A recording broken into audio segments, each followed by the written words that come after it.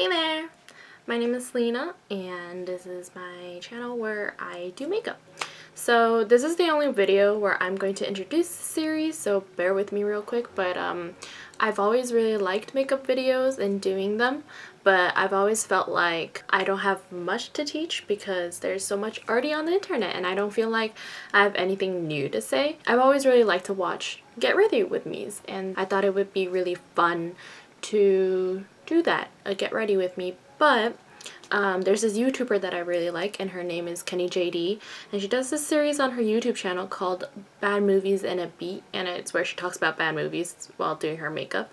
So it's kind of like a Get Ready With Me. I have also noticed that nobody really talks about K-dramas. Because I'm really into K-dramas, I decided to do that instead. We're gonna just do K-dramas and makeup, both the things that I really like and really enjoy, and I'm putting them together in one video.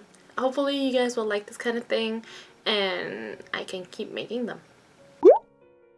As you can tell by the title, we're gonna start with Hotel Del Luna, which is a 2019 rom-com fantasy, and it's starring IU and Yo Jin-gu. I, for one, really like this drama. I like it so much that I can watch it multiple times, and that's usually a telltale of like things that I like to watch. If I like to watch it, or if I think it's good, then I'll rewatch it. So of course we have to start with the characters, and I'm going to start with Mamoru's character because she is super interesting and very gray. I like that she's not the classic Candy. Pretty flawed. She's pretty darn flawed, and that's something that I like about her because IU really plays her really well as somebody who has just been here for way too long. She's lived way too long. She's lived for 1,300 years. And you really feel she's just so tired and wary of the world. And I think IU plays her pretty well because she's not without sympathy and she's not unempathetic to everything that's around her or the things that her guests are going through, but she kind of is more objective because she can see through motivations. One of my favorite scenes was when they were standing outside next to the mall and Mamoru was explaining what essentially ghosts were. She was explaining how there are people who closed the door to this life with frustration and they're not happy, and if the frustration builds then they become like vengeful ghosts.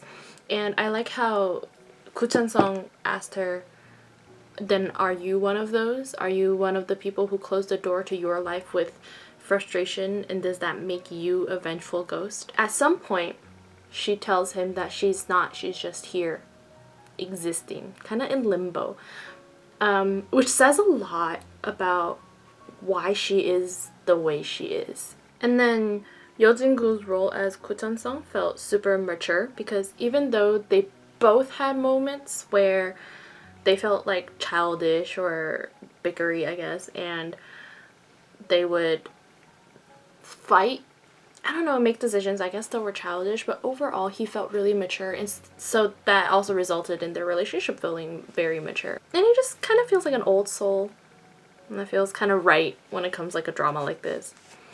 One of my favorite moments with him is when the previous manager had asked him, he was like, well, don't you think that, like when he was like going, and that scene was so beautifully done because he was just sitting there in the middle of the yard talking to the manager and serving tea, and then after this lovely conversation about how if you can work in such an extraordinary place, wouldn't you think that you would have some very special experiences?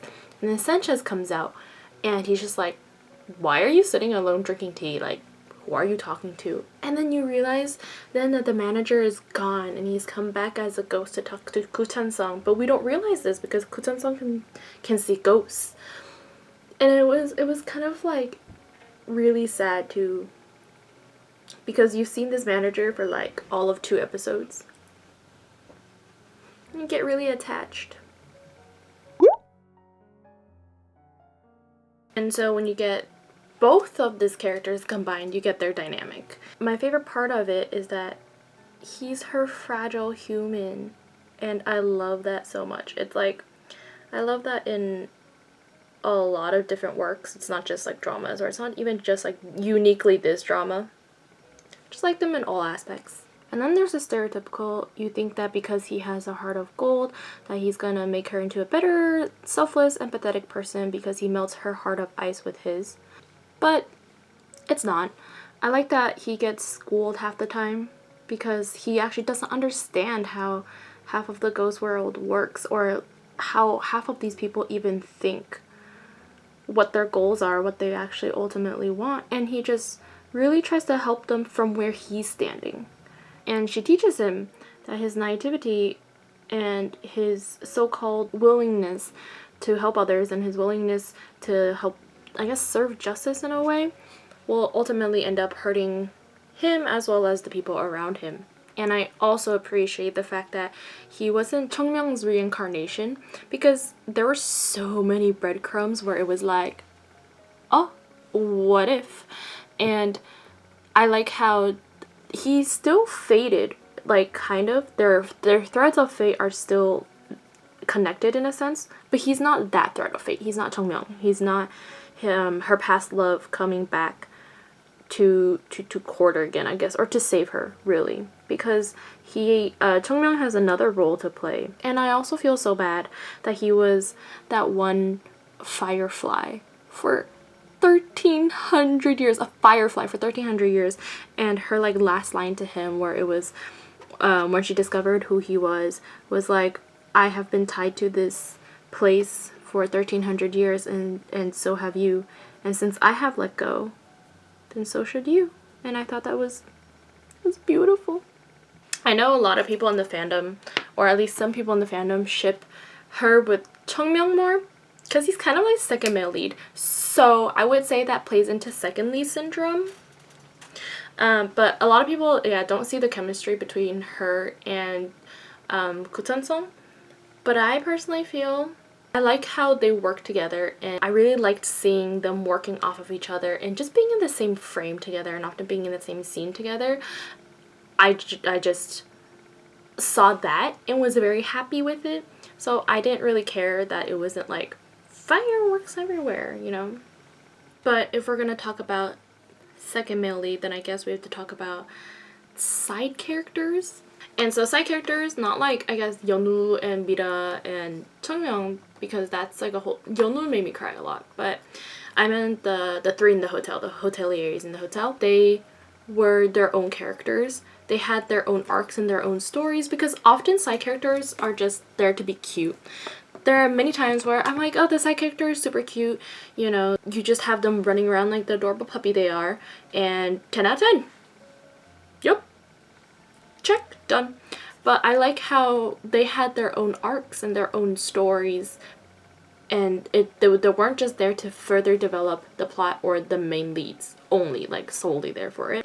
I think the scholar had probably the weakest backstory. It's just, it felt like a little bit like they had shoehorned it in there so that they could make a happy ending, or like an ending, come to a close to his story and explain why he's been there for 500 years. It just, I guess it felt a little weak compared to the other two. But I will say, his whole story with his drinks called Angel's Tears, Devil's Tears, or whatever, and then his final goodbye letter to IU talking about these tears, and I was like, this is not fair. You can't play these drinks off as a joke and then give them these drinks as his goodbye, because those are the tears of their goodbye, and then give IU a whole separate letter where she like cries over it. Wasn't okay. I think the housekeeper had a very, I have a very conflicted feeling about her story, because I see why she's so upset with her in-laws and stuff, and I see how they were very cruel and misogynistic, because that was the culture back then. But I also liked how when she came in contact with the newest daughter-in-law, she realized she should have protected her daughter more, or she should have stood up for her and realized that that was her daughter, her kid. It made her relationship with Manuel all the more heartwarming and also heartbreaking when they had to say their goodbyes, because Manuel was kind of her like surrogate daughter in a sense. I will be the first to admit, I cried so hard over Pyo or Hyunjung's story. I cried so hard. Like, there's that one scene where the housekeeper was going through the hotel and she was going room by room and the whole thing was empty, and he just comes up silently, you know, behind her. You know, she was like, oh, the whole thing is empty. And so she's like, oh, it's finally time to move on. And he comes behind her dressed in his school uniform. And something about that scene and the way his face looked, it just made me like really emotional. And then his goodbye scene with Yuna, played by Mina, also made me super emotional because they had the childish relationship, like the kind of like the teen relationship. They were the we fight a lot, we bicker a lot, but we're very, very cute relationship. And she had gone to Magoshin to ask for all the lilies to send him off, and when you know what the lilies mean, it just I cried a lot. Cried so much over that.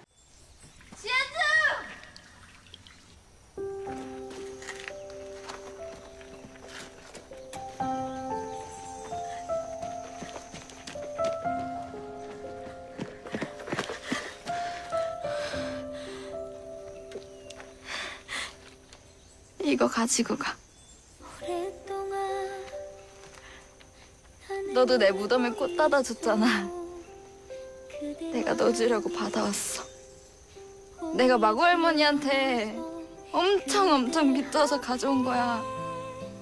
나 이 빚 갚으려면 엄청 훌륭하게 잘 살아야 된대. 그러니까 내 걱정하지 말고 가. 고마워.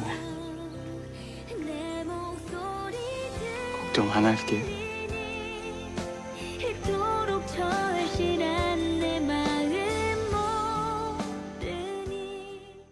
Some people don't like the format of having the ghost of the week or having like just talking about this ghost and this ghost and this ghost and it goes on and on. I personally don't mind these. I actually really like them because I feel like they introduce more characters, more rules, and they kind of expand the world a little bit. So I actually like these kind of stories. So I guess you can call it formulaic. I appreciate that they were set up in advance.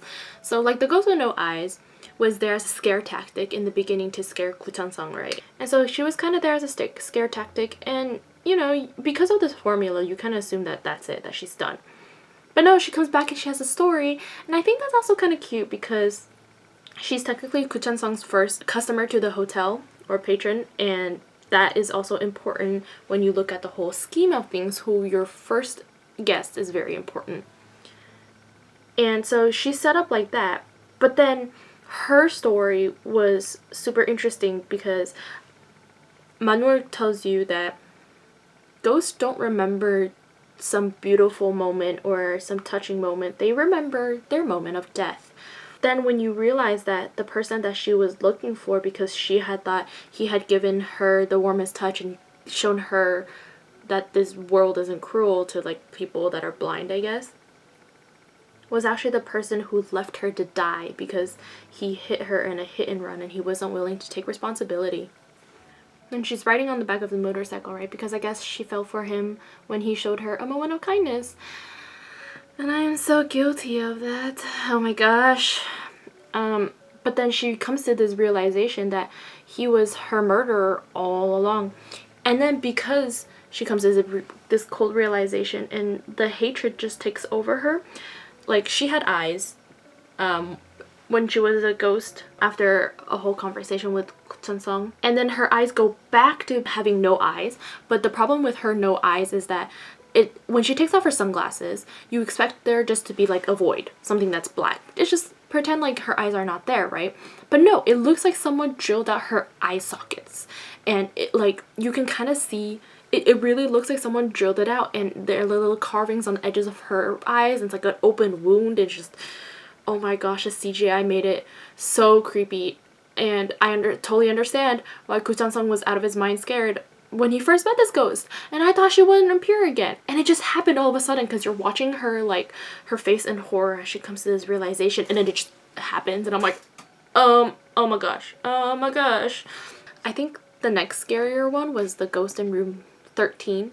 I believe, yes. And she was like the classic horror story trope where, you know, she's a ghost with very long hair and it's like all over her face. And then she has limbs that are like very disorienting and she's coming at you in weird angles. So she was that kind of ghost. Coming back to the whole, she's not really the ghost of the week because she was introduced earlier. Again, kind of a scare tactic because the hoteliers were trying to get rid of Kuchan-sung, and so they were like, oh, well, since that's a murderous ghost, very vengeful ghost in there, let's send him in there, and then we're not responsible for his disappearance. It's like, oh no, where did he go? But then we find out that she has her own arc. And we also I don't think we go into her story immediately after she escapes the room.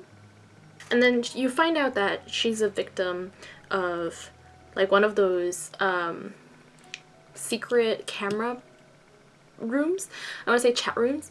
What I appreciate for this drama is that they don't do the whole "this is our episode of social commentary, PSA, over and out."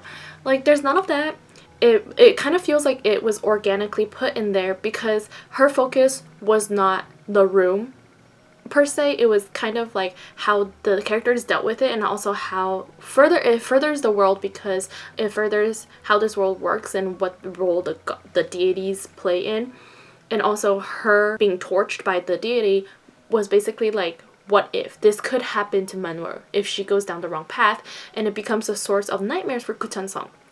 But yeah, you find out that she was actually a victim of, you know, an ex-boyfriend who filmed her and then spread it and then basically killed her. So she, you know, goes around in these rooms and she lures people to their deaths by burning out their eyeballs.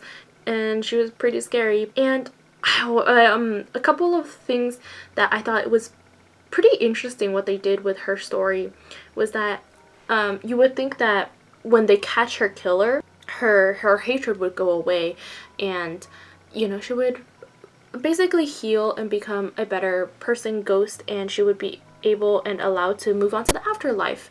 But no, that's actually not what happens. She actually starts to get her revenge, and because she took it too far and she became a very vengeful spirit, Bagoshin, one of them, the death version of the deity, actually tortures her. She's actually she just incinerates her and she dies and floats.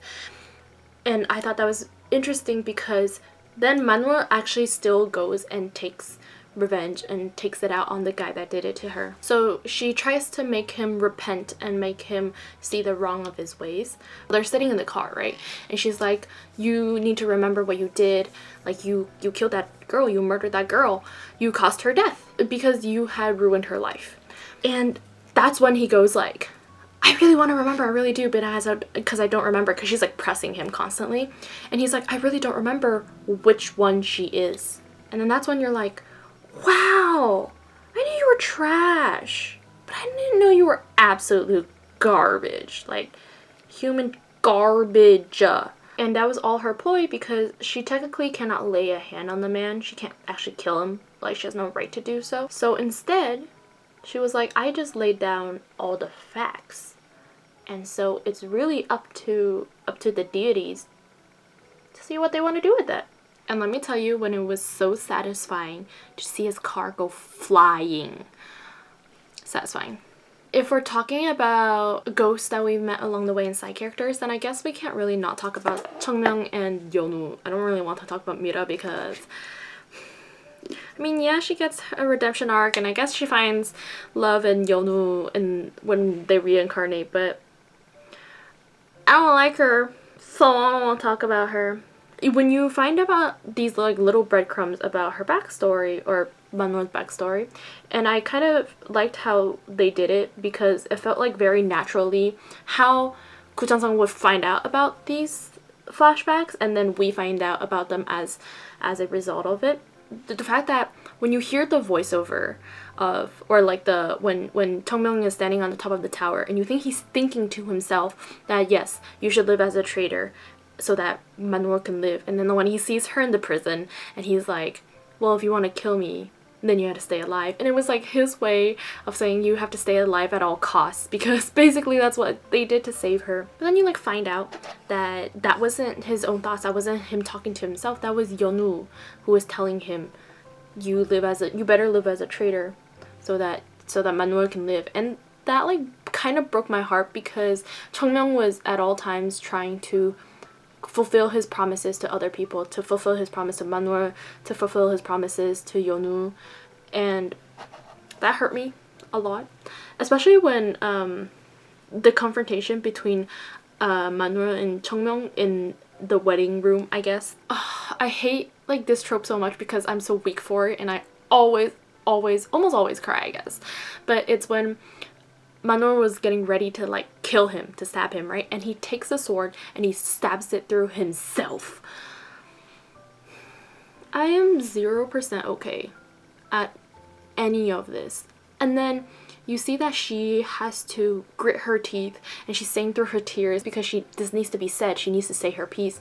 And that's like her whole entire prepared speech. And you realize that like she has to get it out and she has to say it. And he's like, oh, I guess this is where we end. This is the end of the line for us. And it just hurts. It just hurts a lot. And I think ultimately, out of all of these ghost stories and all of these like ghost lessons, you know, that we see and we look at, I think the most important thing about Manuel's story and the whole thing is just, it's about forgiveness. And through all of this life and death, because for some that might mean like forgiving the other person and actually being like, I have come to terms with what you did and where we are and I forgive you. But in other terms, it's like she's just letting go, because she does say that like she emptied herself, and it's just letting go of all the hatred, and not just the hatred but all the memories of her past life. I think in the end you find out that she didn't change that much. Like, yeah, she changed because